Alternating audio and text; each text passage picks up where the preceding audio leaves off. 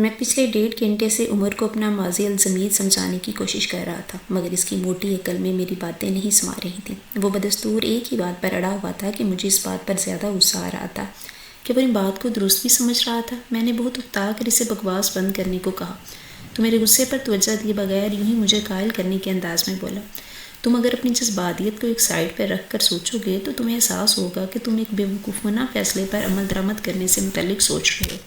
اگر نوکروں کے سر پر بچوں کی قابل اعتماد پرورش ہونے لگے تو بیویوں سے اکتائے ہوئے شوہر حضرات پہلی فرصت میں بیویوں کو فارغ کر کے نوکر رکھ لیں۔ اب اگر تم نے ایک لفظ بھی مزید کہا تو میں اس ایش ٹرے کو تمہارے سر پر پھوڑ دوں گا۔ میں نے ایش ٹرے ہاتھ میں تولتے ہوئے بڑے سلک کر کہا تو وہ بہت متاثر ہوئے بغیر بولا، اچھا فرض کرو تم اپنے بچوں کی دیکھ بھال کے لیے ایک نوکر رکھتے ہو۔ اس سے کہنا شروع کیا تو ناچار میں نے تصحیح کی، نوکر نہیں نوکرانی، اوکے۔ اس نے ترمیم کرتے ہوئے پھر سے سٹارٹ کیا، تم ایک نوکرانی رکھ لیتے ہو، سارا دن وہ تمہارے بچوں کو بے حد محبت اور خوش اسلوبی سے سنبھالتی ہے، رات کو کیا کرو گے؟ 1.5 گھنٹے کی بحث کے بعد اس نے ایک نیا نکتہ میرے سامنے لا رکھا تھا۔ میں جو بہت اطمینان سے سن رہا تھا چند ثانیوں کے لیے چپ رہ گیا، پھر قدر سوچنے کے بعد بولا، بہت سی عورتیں ہوتی ہیں جو ایسے گورنرس گھر میں رہتی ہیں۔ مائنڈ یو مسٹر لبرل، اگر گھر میں فقط ایک 32 سال کا مرد رہتا ہو تو پھر وہ اپنے ہی گھروں میں رہتی ہیں۔ اس کے طنز سے جتانے پہ میں نے اسے گھورنے لگا تو بے حد سنجیدگی سے بولا، شہرام تم بھی اتنے چاہے پرزور انداز میں میری باتوں کی نفی کرو، مگر میں جانتا ہوں کہ تم بھی ان باتوں کو سمجھتے ہو۔ شہلا بابی سے محبت اپنی جگہ، مگر یہ اٹل حقیقت ہے کہ مرنے والوں کے ساتھ مرا نہیں جا سکتا، اس لیے تمہیں جلد ہی فیصلہ کر لینا چاہیے۔ نینا آپا کے جانے میں صرف 2 ہفتے رہ گئے ہیں، یہ تمہاری بے فکری ہے نا سب رنچو ہو جائے گی۔ ابھی تو بچوں کو انہوں نے سنبھال رکھا ہے، اکیلے کیا کرو گے؟ ساتھ کو تو سنبھال ہی لوگو، مگر رات کے وقت ثنا کا سنبھالا اور پکڑ 2.5 ماہ کی بچی کو سنبھالنا کس قدر مشکل کام ہے یہ شاید تم نے کبھی سوچا ہی نہیں۔ میں شہلا سے بے وفائی کا سوچ بھی نہیں سکتا، ہم ایک دوسرے سے کتنی محبت کرتے تھے، یہ سب جانتے ہیں۔ اس نے مجھے لات جیسے تحفے سے نوازا، میری ہی لات کو جنم دیتے ہوئے وہ، اور تم کہتے ہو کہ میں اسے بے وفائی کر جاؤں۔ میرے لہجے میں تلخی گھلنے لگی تو وہ بھی اس قدر غصے سے بولا، ویری پریکٹیکل شہرام، شہلا بابی سے تمہاری محبت بچوں کی پرورش میں اگر مدد دے سکتی ہے تم بصد شوق یوں ہی ساری عمر گزار دو۔ اور یہ سب تو مجھے سب نے شہلا کے 40ویں کے اگلے روز ہی سمجھانا شروع کر دیا تھا۔ شروع میں تمہیں اس قدر طیش میں آیا کہ چیخنے چلانے لگا، مگر اب چوں نینا آپا کے واپسی جرمنی جانے کے دن قریب آ رہے تھے میری فکریں بھی زور پکڑنے لگی تھیں، مگر میرے دل و دماغ نے اس فیصلے کو لمحہ بھر کو بھی قبول نہیں کیا تھا۔ اگر تمہیں اپنے بچوں سے ذرا بھی محبت ہے تو پلیز شہرام انہیں ملازموں کے ہاتھوں میں مت دینا، کیونکہ وہ بچوں کی تربیت بھی اپنے ذہنی رجحان کے مطابق کریں گے، جبکہ تمہارے بچوں کو ایک ماں کی ضرورت ہے، سمجھے؟ صرف ایک ماں کی جو دن رات ان کی دیکھ بھال کرے، ان کی ضروریات پوری کرے، جس کی توجہ ہر پل انہی کے لیے ہو۔ وہ میرا جگری یار تھا، اس کی اور میری دوستی اٹوٹ تھی، میں اس کی بے غرض اور بے لوث دوستی کا متعارف بھی تھا۔ اب بھی وہ نہایت عاجزی سے بولا تو میں اسے دیکھنے لگا، تم جانتے ہو عمر، سگی ماں ہی اصل ماں ہوتی ہے، تم فقط خیالی باتیں کر رہے ہو۔ میں اگرچہ اب بھی نہیں ماننا تھا، مگر وہ میری اتنی سی توجہ پر ہی پرجوش ہو کر میرے سامنے آ بیٹھا۔ کہاں لکھا ہے یار، سگی مائیں بھی اپنے بچوں کے ساتھ ایسا سلوک کرتی ہیں کہ لوگ کانوں کو ہاتھ لگاتے ہیں۔ میں سارے مسئلے کو اچھی طرح سمجھتا ہوں، مگر میری بات مکمل کرنے سے پہلے ہی وہ مجھے ٹوک گیا۔ کسی بھی فیصلے سے پہلے یہ یاد رکھنا کہ تمہاری ساس صاحبہ تمہاری شادی نہ کرنے کی صورت میں دونوں بچوں کو اپنے ساتھ ناروے لے جانے کا الٹیمیٹم دے چکی ہیں۔ وہ میرے بچے ہیں، نظر و نیاز نہیں جو میں بانٹتا پھروں۔ میں سلگا تو اس نے کہا، تم بھی مجھے یہ بتا دو کہ نینا آپا کے جانے کے بعد تم کیا کرو گے، اور آج کے بعد میں کبھی تم سے اس ٹاپک پر بات نہیں کروں گا۔ کتنی ہی دیر میں خاموش بیٹھا رہا تھا اور اتنی دیر نہایت صبر سے میرے فیصلے کا انتظار کرتا رہا۔ اس کی ایک بات درست تھی، نینا آپی کے جاتے ہی میں جن کرائسس میں گرنے والا تھا میں اس سے بخوبی جانتا تھا، مگر شہلا سے بے وفائی کا خیال مجھے بچوں کی طرف دیکھنے ہی نہیں دیتا تھا۔ 5 سال کی رفاقت میں وہ میری بیوی سے زیادہ محبوبہ رہی تھی، میں اس کی ایک ادا پہ جان بارتا تھا، اور اب جبکہ وہ مجھ پر جان بار گئی تھی تو زندگی مجھے اس موڑ پر لے آئی تھی کہ اسے بے وفائی کیے بغیر کوئی چارہ بھی نہیں تھا۔ مگر اتنی سی دیر میں بہت کچھ سوچ چکا تھا، جو پچھلے تمام دنوں میں سب کو سمجھانے کے نتیجے میں میرے خانہ لاشعور میں پلان کی صورت جمع ہوتا رہا تھا۔ اب جب کہ میں مرتے کیا نہ کرتے کہ مصادق زہر کا یہ گھونٹ پینے پر راضی ہوا تھا تو ایک دم سے تمام لاہے عمل بھی ترتیب پا گیا۔ اوکے، گہری سانس لے کر بہت بوجھل انداز میں نے سرنڈر کیا تو عمر نے خوش ہو کر میرے شانے پر ہاتھ رکھتے ہوئے دبایا۔ آر یو گریٹ شہری، مجھے تم سے ایسے ہی فیصلے کی توقع تھی۔ میں جانتا تھا شہلا بابی سے محبت اپنی جگہ، مگر بچوں میں بھی تمہاری جان بند ہے، مگر اس کے لیے میری کچھ ڈیمانڈس بھی ہیں۔ بے حد سنجیدگی سے بولا تو اس نے مجھے حوصلہ دینے والے انداز میں اپنایا۔ ہاں کیوں نہیں، لڑکی کا تعلق کسی غریب گھرانے سے ہونا چاہیے، یہ گھر، یہ لگژریز جس کے لیے خواب ہو۔ میں نے کہا۔ وہ تحیر سے مجھے دیکھنے لگا تھا۔ میں سمجھا نہیں۔ بس تو میری یہ ڈیمانڈس ہیں نا، آپ ہی سے ضرور کہہ دینا، اس کے علاوہ مجھے کسی بھی چیز سے کوئی غرض نہیں۔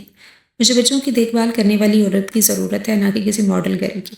اینڈ آئی تھنک ایسی لڑکیاں مڈل یا لوئر کلاس ہی میں دستیاب ہوتی ہیں۔ اوکے، میں کہہ دوں گا۔ وہ قدرے مطمئن ہوا تھا، پھر اٹھ کر کھڑا ہوا۔ اتنے اچھے فیصلے کے بعد تو تم پر لنچ ڈیو ہو گیا ہے۔ حالانکہ اس فیصلے کے بعد میرے دل و دماغ کثیف ہو رہے ہیں، مگر میں اپنے بوجھل پن سے نجات حاصل کرنے کے لیے اس کے ساتھ اٹھ کھڑا ہوں۔ میں جانتا تھا تنہائی مجھے پھر سے اپنا فیصلہ تبدیل کرا دے گی۔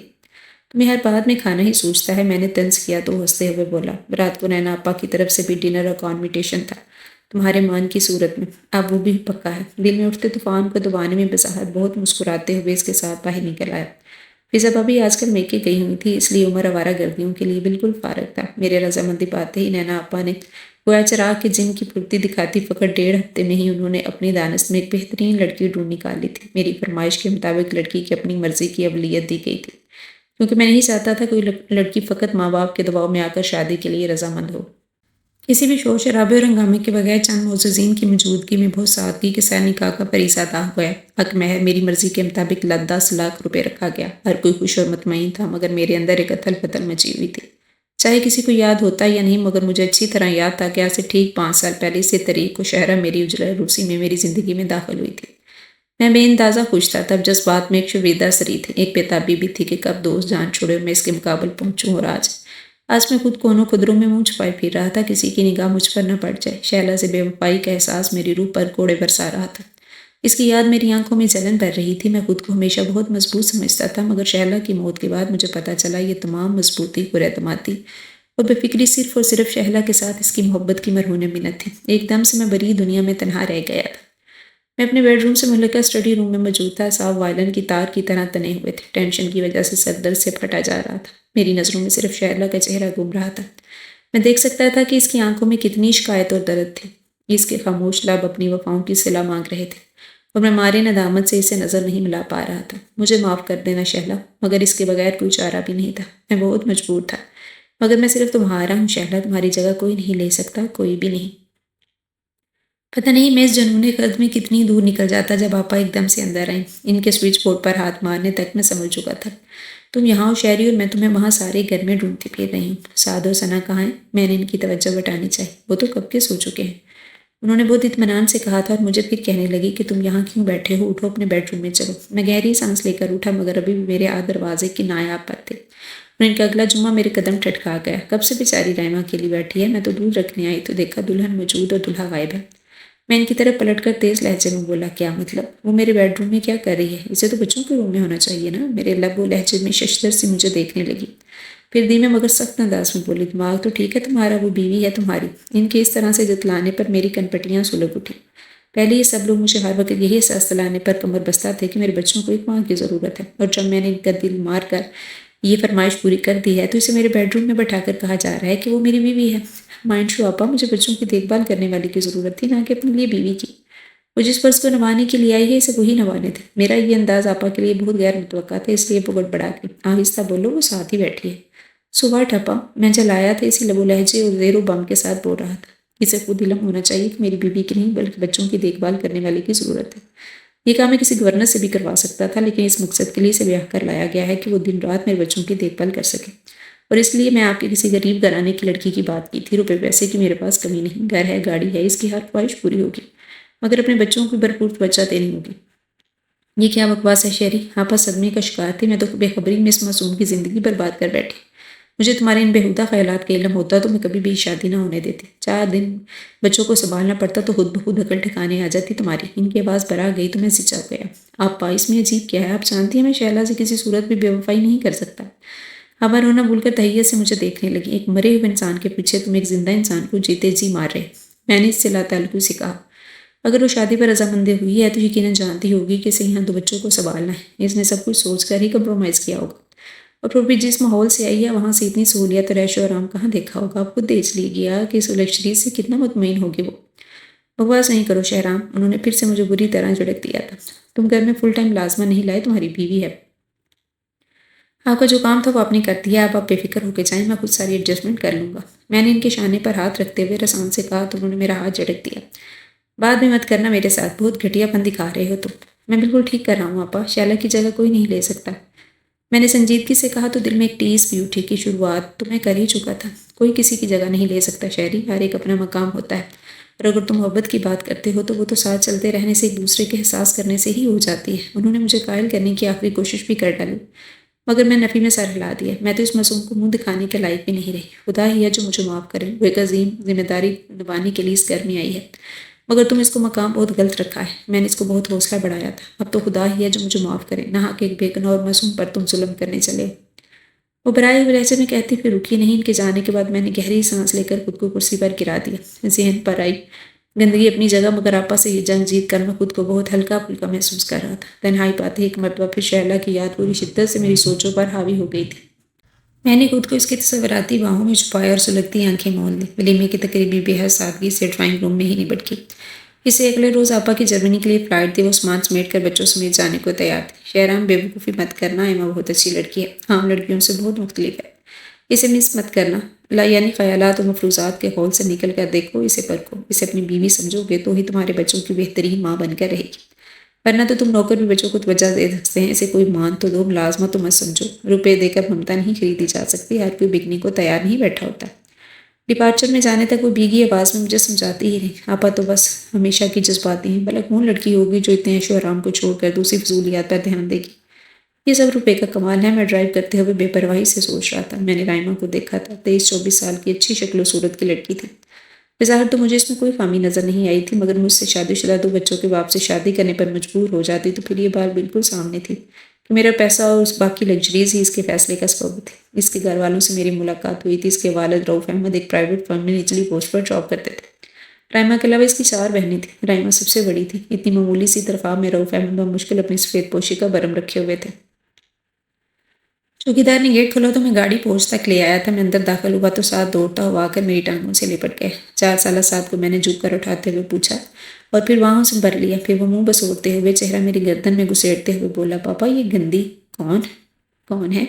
اس کے اس طرح کہنے پر میں نے دیکھا اس کے پیچھے رائما ہاتھ میں پلیٹ تھامے اتنے کچھ کھلانے کے چکر میں تھی۔ بہت بری بات ہے ساتھ، بڑوں سے یوں بات نہیں کرتے۔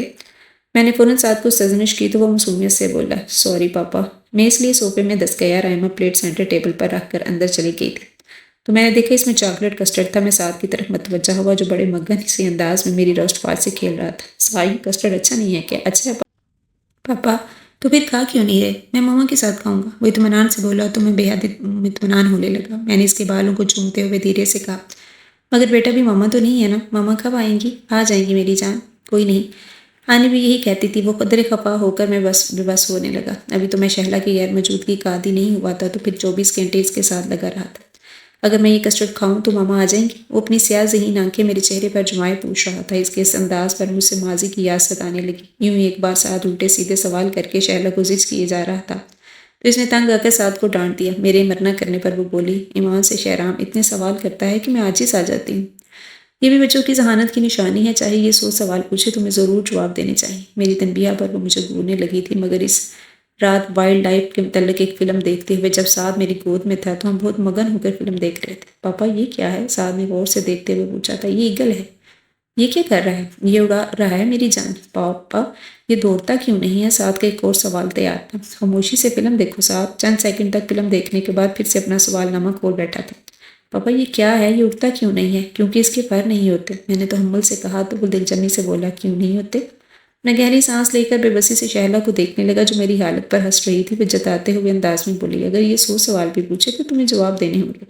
یہ تمہارے لگتے جگر کی ذہانت کا معاملہ ہے۔ میں بے اختیار ہنس دیا۔ سعد کی آواز مجھے حال میں کھینچ لائی تھی، پاپا یہ کون ہے؟ وہ بہت مشکل سوال پوچھ رہا تھا جس کا جواب دیتے ہوئے میرا دل جیسے کسی شکنجے کی گرفت میں آ گیا تھا۔ یہ تمہاری ماما ہے؟ نہیں تو؟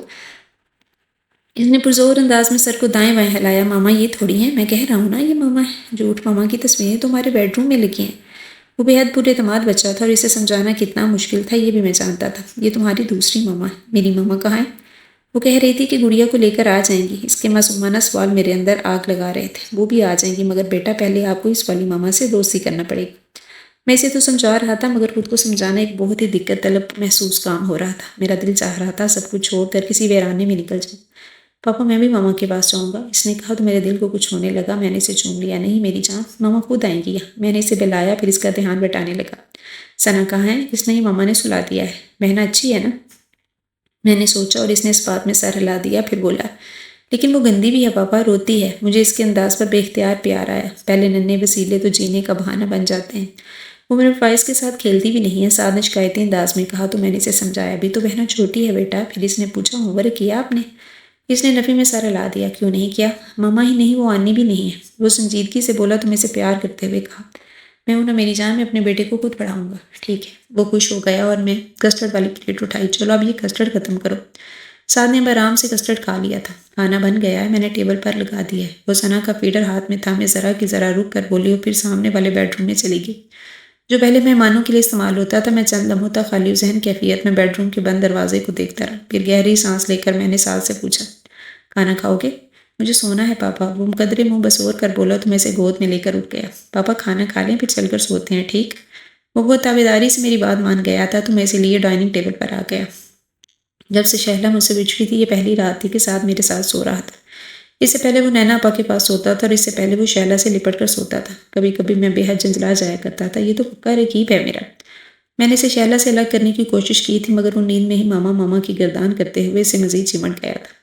میرے سارے رومانٹک موڈ کا ستیاناش ہونے لگا، جبکہ شہلا شرارت سے ہنستی مجھے چڑھاتی رہتی تھی۔ کبھی کبھی ایسا بھی ہوتا تھا کہ سعد کے جاگنے کے دوران باتیں کرتے بہت موڈ میں آ کر کبھی شہلا کے بالوں پر ہاتھ رکھتا تھا تو درمیان میں لیٹا سعد آرام سے میرے ہاتھ کو پرے کر دیتا تھا۔ تب میری بے بسی عروج پر ہوتی تھی اور اب میں اسے اپنے پاس سوئے خود کو مزید قریب کیا اور مجھ سے یوں لپٹ گیا جیسے شہلا سے لپٹا کرتا تھا۔ تب اس کے وجود میں شہلا کی خوشبو کو شدت سے محسوس کرتے ہوئے میری آنکھوں میں نمی اترنے لگی۔ میں نے سعد کو باہوں میں لے کر چوم لیا۔ میں ناشتے کی میز پر پہنچا تو وہاں قدرے ہلچل سی تھی۔ ثنا تو خاموشی سے اپنی پرام میں لیٹی تھی، مگر سعد اور رائمہ کے درمیان کوئی کھٹ پٹ ہو رہی تھی۔ کیا بات ہے سعد؟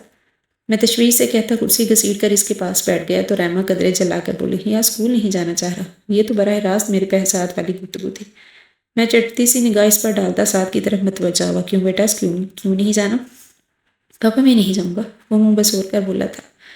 مگر اچھے بچے تو اسکول جاتے ہیں۔ میں نے اسے بلایا مگر وہ راضی نہیں ہوا تھا۔ مگر بیٹا کیوں نہیں جانا؟ پاپا اچھا نہیں لگتا۔ وہ یوں بولا جیسے میں اس کی چھٹی کروا ہی لوں گا۔ میں نے اپنا رخ رائمہ کی جانب کیا جو ثنا کو فیڈر دے رہی تھی۔ No what's your duty?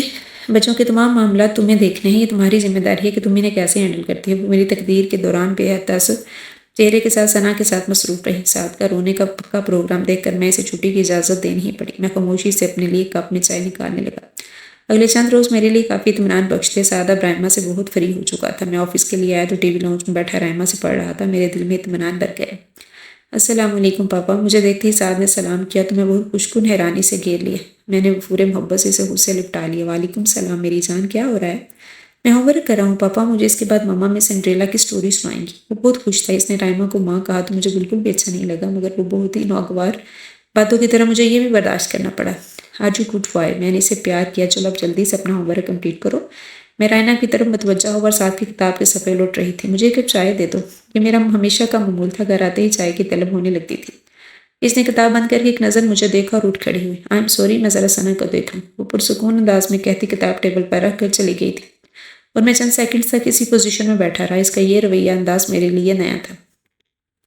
T V دیکھتے ہوئے میں نے ایک نظر بال کلاک پر ڈالی جہاں سوئیاں 9:45 بجا رہی تھیں۔ وہ ابھی تک میں بھوکا بیٹھا تھا۔ اس سے پہلے زیادہ سے زیادہ 9 بجے سو جاتے تھے اور کھانے سے فارغ ہو چکا ہوتا تھا۔ بھوک کی شدت کو محسوس کرتے ہوئے میں ٹی وی آف کر کے اٹھا، سیدھا رائمہ کے بیڈ روم کی طرف گیا۔ دروازہ کھٹکھٹانے کے انداز میں بولا، ناپ گھما کر دروازہ کھولا۔ نائٹ بلب کی روشنی میں وہ بچوں کے ساتھ محو خواب دکھائی دی۔ لب بھینچتے ہوئے میں نے دروازہ بند کرتے ہوئے اپنے غصے کو دباتا کچن میں آ گیا۔ سنک میں پڑے برتنوں کو دیکھ کر مجھے اندازہ ہوا کہ خود کھانا کھا کر سوئی تھی۔ غصے میں الٹا سیدھا کھانا کر کے گرم کیا اور اپنے کمرے میں آ گیا۔ اب مجھے سعد کی عادت سی ہو گئی تھی، اس لیے نیند آتے آتے بھی 1 بج گیا۔ سوتے ہوئے میں نے یہی سوچا تھا کہ کل سے سعد کو اپنے ساتھ سلاؤں گا۔ اگلی صبح ایک نیا مسئلہ میرے سامنے تھا۔ میری وارڈروب میں ایک بھی دھلی ہوئی استری شدہ شرٹ نہیں تھی۔ جہاں تک مجھے یاد پڑتا ہے، ہر ہفتے کپڑے دھونے والی آ کر واشنگ مشین لگا کر گھر بھر کے کپڑے دھوتی تھی۔ میں نے وارڈروب کا اگلا دروازہ کھولا تو میرے تمام دھلے ہوئے کپڑے وہاں پر پڑے ہوئے تھے۔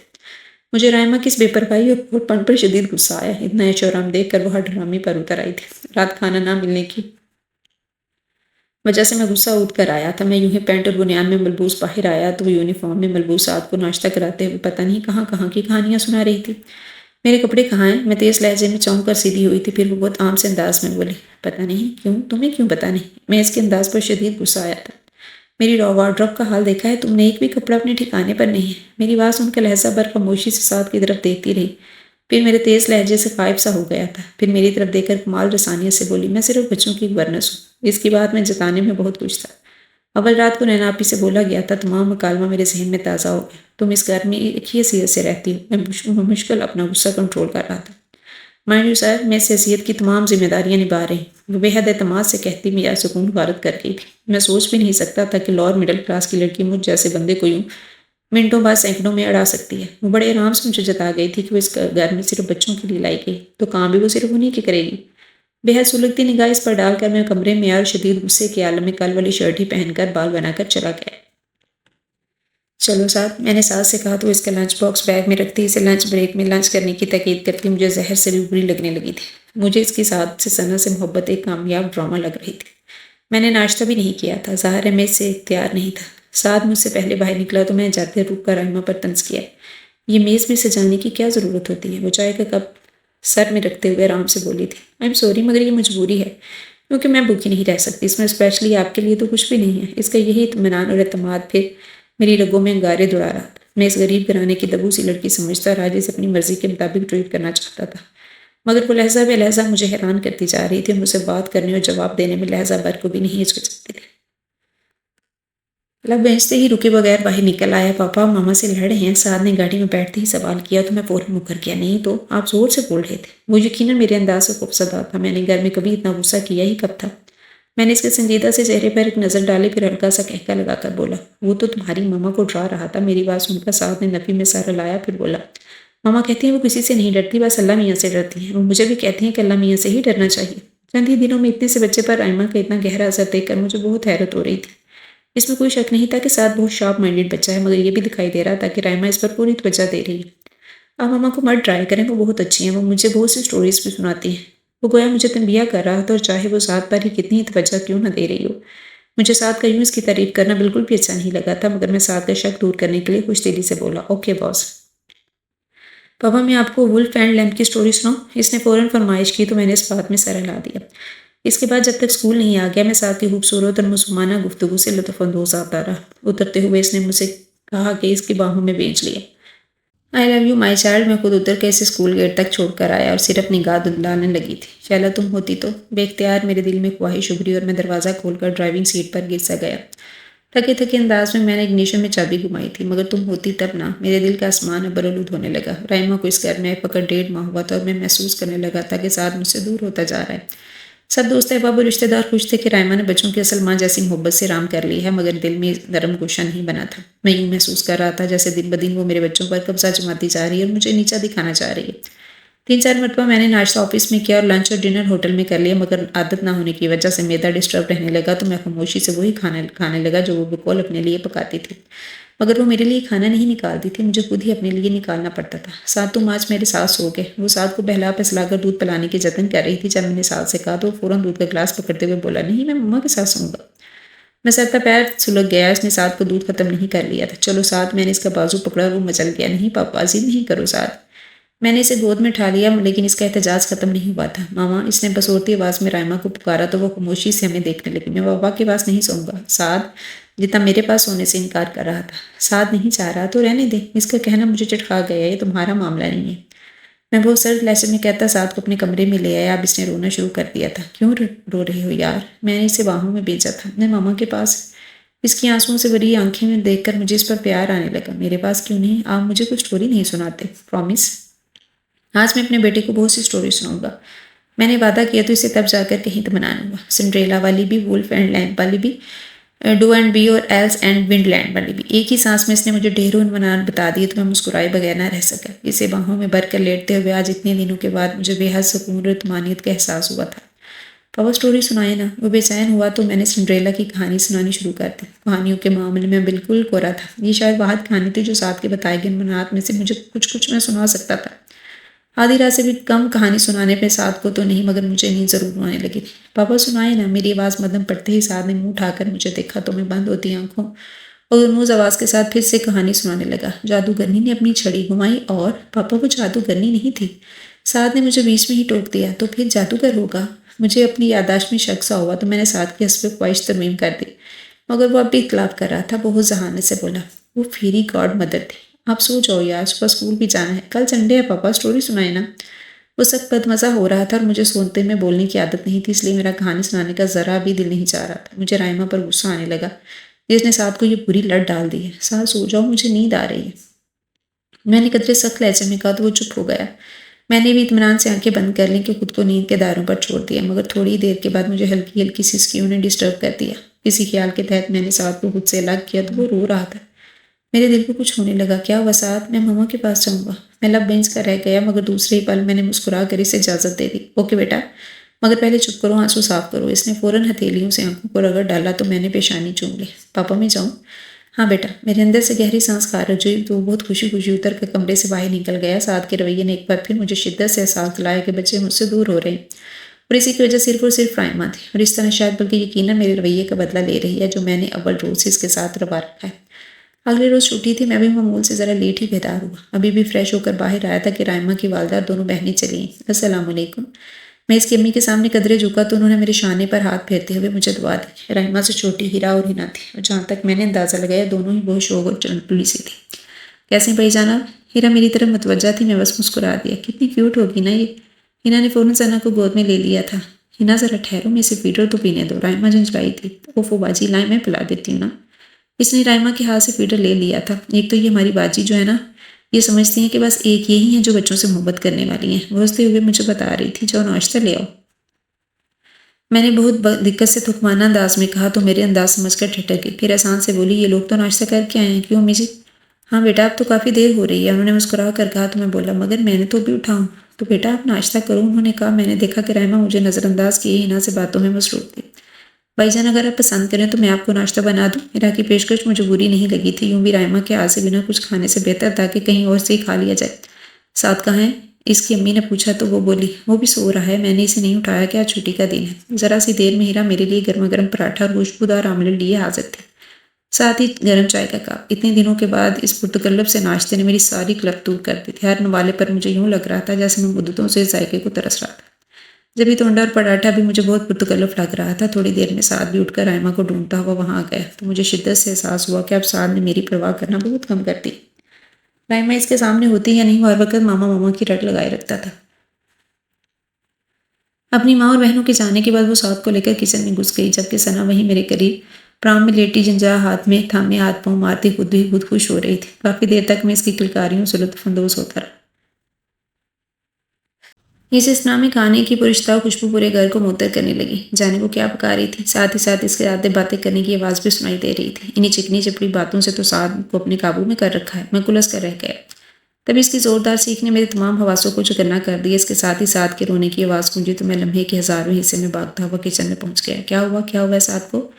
میں متوش ہوا۔ کوکنگ رینج کے چولہے کے بالکل ساتھ کچن کاؤنٹر میں بیٹھے سعد کو میں نے جپٹ کر اٹھا لیا جو بدستور رو رہا تھا۔ اس دوران میں نے رائمہ پر بالکل بھی توجہ نہیں دی تھی جس کی رنگت زد پڑی تھی۔ کیا ہوا سعد؟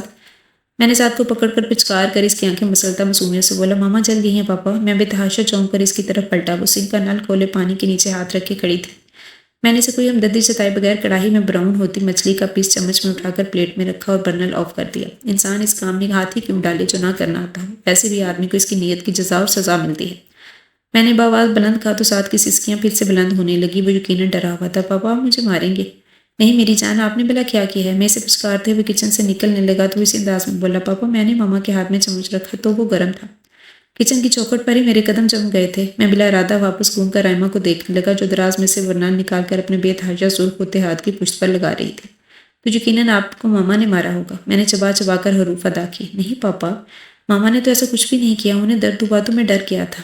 کھودا پھاڑ نکلا چوہا کے مصادق میں خجل سا ہو کر سعد کو لیے کچن میں نکل آیا۔ اٹس ویری بیڈ سعد، تمہاری بری حرکت کی ہے تم نے۔ میں نے سعد کو سرزنش کی تو پھر سے رونے والا ہو گیا۔ میں ماما سے سوری بول دوں گا۔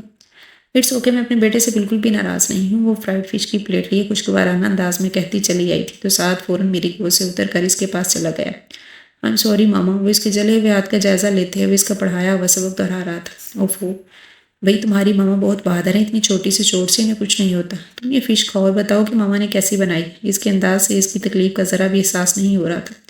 سعد کو پیار کرتی اس کے منہ میں نوالے بنا کے رکھتی وہ مجھے بہت چال باز محسوس ہوئی۔ بھلا کوئی کسی کے بچوں سے اتنی محبت کیسے کر سکتا ہے، وہ بھی اس شخص کے بچوں سے جو آپ کو ایک نوکر سے بڑھ کے حیثیت دینے کو تیار نہ ہو۔ اس کے مستضع سوتن کے بچے ہوں اور کیا کہتا۔ میں اب بھی موقع کی تلاش میں تھا کہ اس کا اصل چہرہ کب سامنے آئے۔ رمضان المبارک کا ببرکت مہینہ شروع ہوا تو بھاگتی دوڑتی زندگی ایک پرسکون سے ٹھہراؤ کا شکار ہو گئی۔ بیٹا یہ آپ کی ماما کو دے کر آؤ۔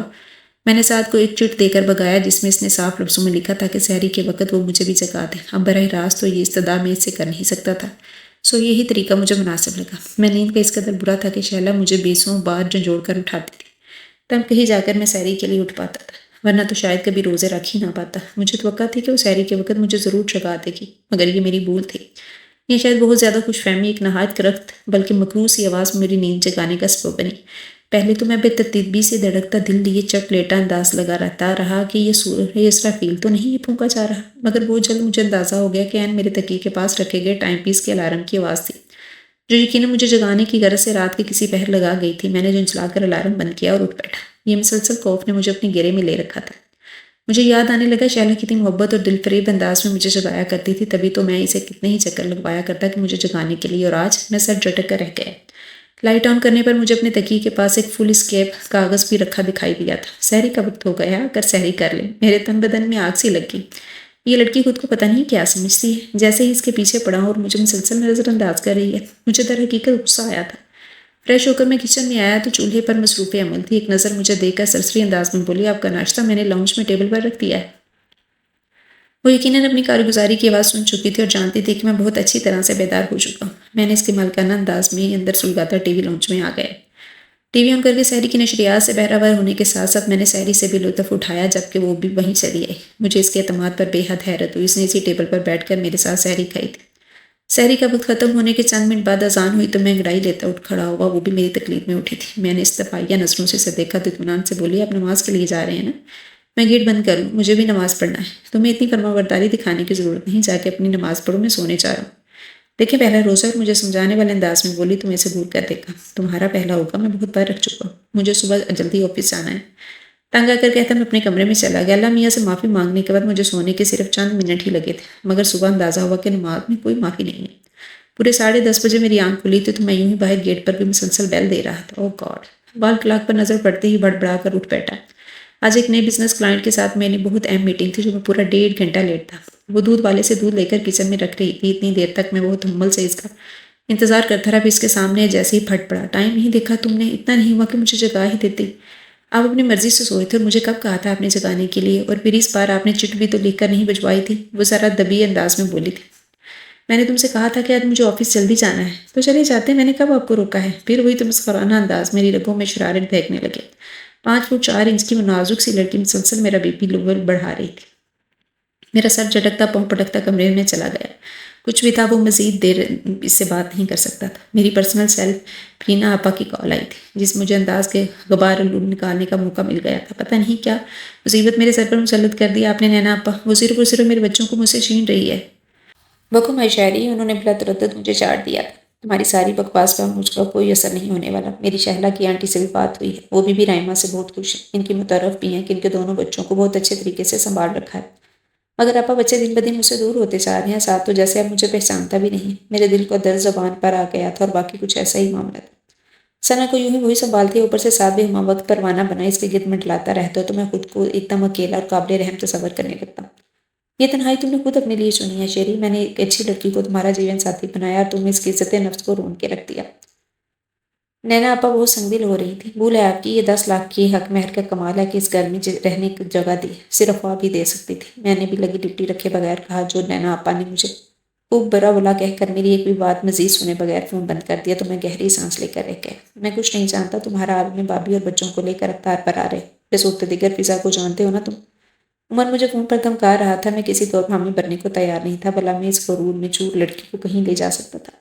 اور سب سے بڑی بات یہ کہ کس حیثیت سے، جبکہ یہ دعوت نامہ مسٹر اور مسز شہرام کے نام تھا۔ کیا ہے یار عمر، پتہ ہے نا، روزے کی حالت میں میرا کہیں بھی آنے جانے کو جی نہیں چاہتا۔ میں نے پورا سا بہانہ بنایا جس پر وہ غصے سے رد کر گیا۔ بہت خبیث ہے تو، اب روزے میں میری زبان گندی مت کرواؤ، پہلے تو جیسے کبھی ہمارے ساتھ افطار کیا ہی نہیں۔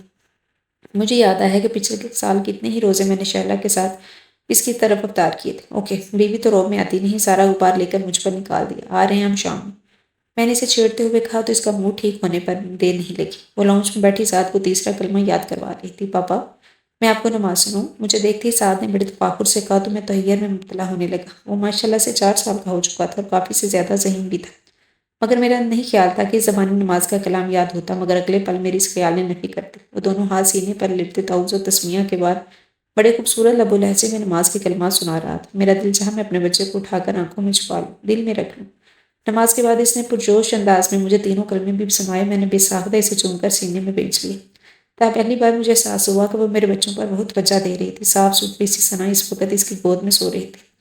Thank you Raima. پتہ نہیں کس روح میں نے اس سے کہہ بیٹھا جواب نے اس نے عجیب سی نظروں میں مجھے دیکھا اور پھر چپتے ہوئے لہجے میں بولی، آپ اتنی آسائش دے رہے ہیں، 10 لاکھ حق مہر لکھ رکھا ہے، تو اتنا تو حق بنتا ہے نا کہ میرا کن بچوں پر ٹھیک سے توجہ دے سکوں۔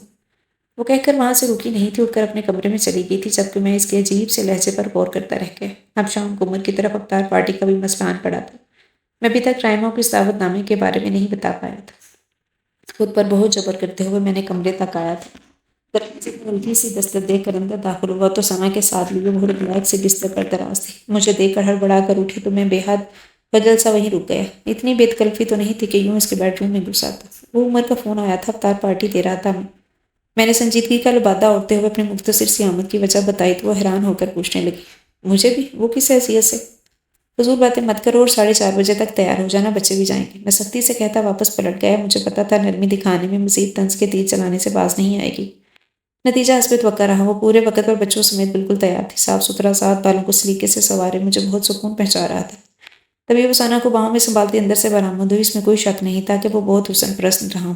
مجھے لاابالیغ پہلے شہلا کے حسن نے اور بعد میں اس کی محبت نے اسیر کیا ہوا تھا، اور اس وقت جو میں رائما کو دیکھ کر ٹھٹکا تھا تو اس کی وجہ بھی یہی تھی کہ سرخ و سفید امتزاج کے لباس میں بہت ہلکی پھولی جھٹکی کے ساتھ وہ بہت پیاری لگ رہی تھی۔ سو میں بلا ارادہ بے اختیار اسے دیکھے گیا۔ یقیناً وہ میری گہری نظروں کے ارتقاء سے کسمکائی تھی۔ چلیں، اس نے مدھم آواز میں کہا تو میں جیسے کسی گہرے خواب سے بیدار ہوا تھا، اور پھر اپنی اس بے اختیاری پر وہ میرے راستے دل ہی دل میں خود کو ملامت کرتا رہا۔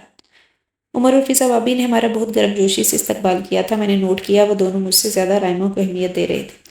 بھئی رحمہ، یہ دونوں شہری سے زیادہ بچے تمہارے لگنے لگے۔ فضا بابی نے سعد و ثنا کی اس اٹیچمنٹ کو دیکھ کر متاثر ہوئے کہا تھا، اس سے اچھا کوئی فیصلہ تم زندگی میں نہیں کر پاؤ گی شہری۔ عمر مجھے سراہ رہا تھا یا رائما کو، مجھے ٹھیک طرح سے اندازہ نہیں ہو پایا۔ وہ ثنا کو میری گود میں دیے فضا بابی کے ساتھ دوستی گارڈننگ کچن میں ان کی مدد کروا رہی تھی، اور جتنا اس کا سب پر اچھا امپریشن پڑ رہا تھا اتنا ہی میں اس سے چڑھتا جا رہا تھا۔ یہ لڑکی شہلا کی مسلسل بیک گراؤنڈ میں دھکیل کر سب کی نظروں میں اپنی پوزیشن بنانے کی کوشش کر رہی تھی، جو میں کسی صورت نہیں ہونے دینا چاہتا تھا۔ یو آر ویری لکی شہر، تمہاری بیوی ایک مستم کک بھی ہے۔ منٹوں میں اس نے کتنی ہی نئی چیزیں تیار کی۔ فضا بابی بہت پرجوش تھی، یہ خود بھی بڑی چیز ہے۔ میں کہہ کر نہیں پایا تھا، مگر بظاہر مسکرانے کے انداز میں سوچ رہا تھا۔ افطار کے بعد کھانے کے دوران وہ ثنا اور سعد کو اتنے ایزی انداز میں سنبھال رہی تھی جیسے وہی ان کی ماں، اور انہیں ہمیشہ سے سنبھالنے کی عادت۔ اپنے 2 بچوں سے تنگ آئی فضا بابی اسے رشک سے دیکھ رہی تھی۔ اس کی یہ آؤ بگت اور واہ واہ ہوتی دیکھنا میرے بس میں نہیں تھا۔ اس دلچسپ محفل سے میرا دل اکتانے لگا تو میں عمر اور فضا کو بے حد اس رات پر بھی نہیں رکا۔ صبح واپس جانا ہے، بچوں کو بھی نیند آ رہی ہے، تھک گئے ہیں، میرا ایک ہی بہانہ تھا جو قدرے سچ بھی تھا۔ 9 بج چکے تھے، ثنا تو بھی کھیل رہی تھی، مگر سعد کی آنکھوں میں نیند آنے لگی تھی، سو ان لوگوں نے اجازت دیتے ہی بنی۔ کیا ضرورت تھی اتنا فری ہونے کی؟ جیسے اپنے گھر میں پھر رہی ہو، میں نے گاڑی کے مین روڈ پر آتی ہی سختی سے کہا تو وہ گود میں لیٹے سعد کو تھپک دی تحیر سے مجھے دیکھنے لگی، مگر جب وہ بولی تو اس کے انداز بلا کا پرسکون تھا۔ آپ مجھ پر کوئی قدغن نہیں لگا سکتے ماں سوائے بچوں کی ذمہ داری کے۔ ہاں، بچوں کی ذمہ داری، میں نے مخارانہ انداز میں کہتے ہوئے سر چٹکا تھا، اور شاید تمہیں یہ سن کر بالکل بھی خوشی نہیں ہوگی کہ میں اس سے تم خاص کارگزاری نہیں دکھا رہی ماں سوائے میرے بچوں کو مجھ سے دور کرنے کی۔ اس پر میں اسے شاک کرنے میں کامیاب رہا تھا۔ وہ حیرت سے پوری آنکھیں کھولے مجھے دیکھنے لگی، مگر یہ صرف چند لمحوں کی بات تھی، پھر اس نے حیرت پر تعصب غالب آنے لگا۔ میں صرف اتنا ہی کہوں گی کہ مجھے آپ کی سوچ پر بہت افسوس ہے۔ وہ بے حد سنجیدگی سے بولی تو میں ایک تنفر بری نظر اس پر ڈال کر ونڈو اسکرین کے پار دیکھنے لگا۔ اس وقت مجھے ایک لمحے کو بھی خیال نہیں آیا کہ وہ میرے دونوں بچوں کو اپنی گود میں لیے بیٹھی تھی۔ اگلے کئی دن بہت آہستگی سے گزر گئے، اور پھر شاید قدرت نے مجھے اس کا اصل روپ دیکھنے کا موقع دے دیا۔ طبیعت میں بوجھل پن محسوس کرتے ہوئے میں آفس سے بہت جلدی اٹھایا تھا۔ کوریڈور میں داخل ہوتے ہی مجھے لاؤنج کے سرے پر ایک ناقابل یقین منظر دکھائی دیا۔ وہ بے حد غصے میں سعد کو شانوں سے پکڑ کر جھنجھوڑ رہی تھی۔ انتہائی گندے بچے ہو تم، جن والے گھروں میں بند کروں گی تمہیں، بالکل پرانے والے اسٹور روم میں۔ اسے مسلسل سوری کہتے ساتھ ہچکیاں بھرتے ہوئے رو رہا تھا، مگر اس ظالم کو اس معصوم بچے پر ذرا بھی ترس نہیں آ رہا تھا۔ میں جیسے اٹھتا ہوا اس تک پہنچا، اس کا بازو تھام کر ایک جھٹکے سے سعد کو اس کی گرفت سے آزاد کروایا، اور وہ مجھے غیر متوقع طور پر سامنے پا کر یقیناً ششدر رہ گئی، مگر میں شدید مشتعل ہوا۔ میرا ہاتھ بے اختیار اس پر اٹھ گیا۔ وہ لڑکھڑا کر کئی قدم پیچھے ہٹی تھی۔ تمہاری ہمت کیسے ہوئی میرے بچے سے اتنا گھرونا سلوک کرنے کی؟ میں گرایا تھا، اس کا چہرہ سرخ پڑ گیا تھا، آنکھوں میں نمی لیے اس نے لب کچھ کہنے کی کوشش کی، تھر تھرائے، مگر وہ کچھ کہے بغیر بھاگتی ہوئی اپنے کمرے میں چلی گئی۔ میں اپنے ابلتے دماغ پر قابو پاتا ساتھ کو سینے سے لگاتے پچکارنے لگا، مگر اس ظالم عورت نے جانے سے کیا ٹارچر کیا تھا کہ وہ روئے جا رہا تھا۔ میں تھوڑی دیر یوں ہی سے پیار سے سلاتا اور تھپکتا رہا، اس کے بعد اسے ساتھ لیے گھر سے نکلا۔ بچہ ہی تھا، اسے بہلنے میں دیر نہیں لگی تھی۔ قریبی پارک میں آئس کریم دلا کر اسے جھولے پر بٹھایا، وہ سب کچھ بھول کر دوسرے بچوں کی طرح کھلکھلانے لگا۔ اسے جھولے پر چھوڑ کر میں سامنے استدادہ سنگھ کی بینچ پر جا بیٹھا۔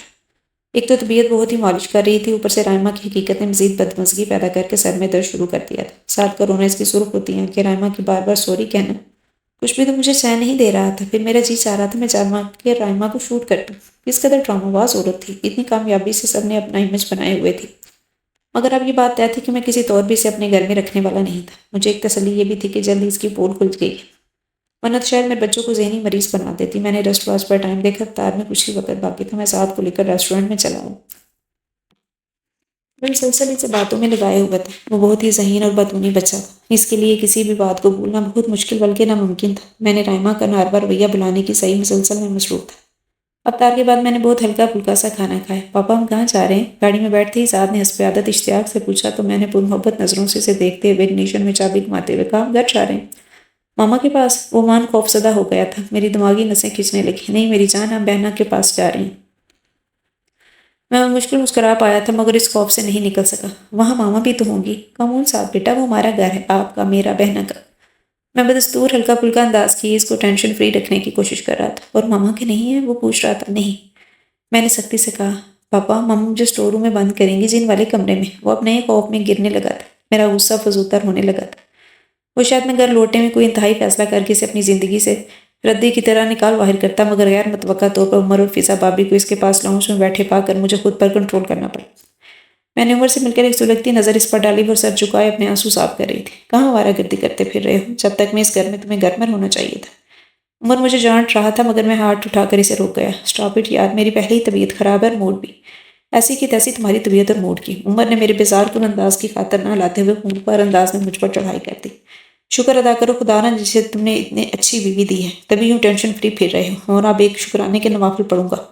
میں نے رائمہ پر ایک ٹیلی نگاہ پڑی۔ سعد یہاں آؤ میرے پاس۔ وہ سعد کو اپنے پاس بلا رہی تھی مگر میں اسے شانوں سے تھامے اور اسے گھٹنوں سے لگائے کھڑا تھا۔ جو سلوک آج تم نے اس کے ساتھ کیا ہے، اس کے بعد تم اس قابل نہیں ہو کہ تم سے کوئی رشتہ رکھے۔ میں عمر فضا بابی سے کچھ بھی چھپانا نہیں چاہ رہا تھا۔ یہ عمر ہی تھا جو فرضی ماؤں کے قصے سنا کر مجھے اس مصیبت میں پھنسنے پر مجبور کر گیا تھا۔ اسے بھی تو پتہ چلتا کہ اس کی منطق کتنی غلط تھی، اور کچھ بھی نینا آپا کا خیال تھا۔ بغیر گواہ کے تو وہ کبھی بھی رائمہ کے گناہ کو تسلیم نہ کرتی۔ اچھا ہی تھا جو ساری بات عمر کے سامنے ہی کھلتی۔ اشر، عمر نے ناگواری سے مجھے پکارا تھا۔ تم نہیں جانتے عمر، یہ بے چال باز عورت ہے، پیسے کے لالچ میں شادی کر کے اس گھر میں تو آ گئی ہے، مگر اصل یہ ہے کہ یہ اول روز سے میرے بچوں کو ٹارچر کر رہی ہے۔ آج بھی میں نے عمر کی طرف پلٹتے ہوئے بے حد جذباتی انداز میں کہا تو مجھے بھی اونچی آواز میں میری بات کاٹتے ہوئے بولا، آج بھی؟ کیا آج بھی؟ یہی نہ کہ انہوں نے تمہاری بیٹی کو مرنے سے بچا لیا۔ پانی سے بھرے ٹب میں ڈوب رہی تھی وہ 4 ماہ کی بچی۔ مجھے لگا یکلخت ہی میرا دل بند ہو گیا ہے، یہ وہ کہہ رہا تھا جسے میرا دماغ الٹ گیا۔ میں بے حد مشتعل سا رائمہ کی طرف بڑھا تو بیچ عمر آ گیا۔ پیچھے ہٹ جاؤ عمر، یہ بھی اس عورت کی کوئی چال ہوگی میرے بچوں کو مارنے کی۔ اوہ میرے خدا! مجھے چلاتے ہوئے یکلخت ہی اپنی معصوم بچی کا خیال آ گیا۔ کیا ہوا ہے ثنا کو؟ کہاں ہے وہ؟ میں متوجہ اور حساس عمر کو دیکھنے لگا اور شاید میری درگوں حالت دیکھ کر وہ مدھم پڑ گئے۔ ریلیکس، اب وہ ٹھیک ہے۔ اس نے میری شانوں پر ہاتھ رکھتے ہوئے تسلی دی تو میں چیخ اٹھا۔ کیا ہوا ہے اسے؟ میں نے کہا نا وہ پانی کے ٹب میں ڈوبنے کو تھی، بھابی نے بروقت۔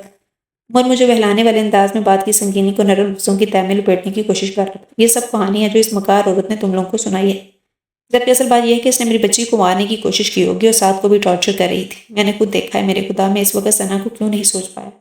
اس نے یہی پلان کیا تھا کہ میرے بچوں کو مار کے یہاں لے جانے کی وجہ ختم کر دے گی اور پھر عیش کرے گی۔ میں پاگل ہونے کو شٹ اپ پیشر، شٹ اپ! عمر کا چہرہ غصے سے سرخ ہو گیا تھا۔ رائمہ وہ ہاتھوں میں منہ دبائے باقاعدہ اونچی آواز میں رونے لگی تھی۔ فضا بابی سے شانے سے لگائے مجھے خوش مکین آنسو نگاہوں سے گور رہی تھی۔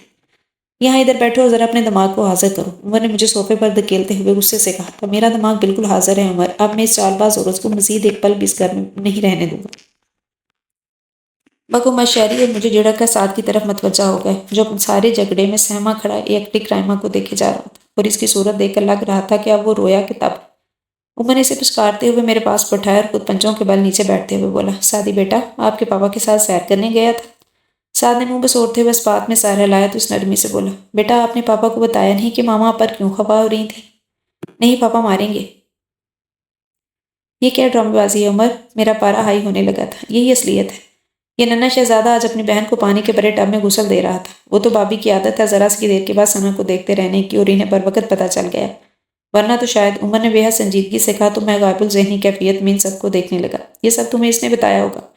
پھر مجھے ہوش آیا تو میں نے تنفر سے کہتے ہوئے رائمہ کی طرف اشارہ کیا۔ فضا بابی ناگواری سے بولی، میں بھی اس وقت یہیں موجود تھی، اور اس وقت جب ہاسپٹل کے آنے کے بعد یہ سعد کو ڈانٹ رہی تھی میں اندر ثنا کے پاس تھی۔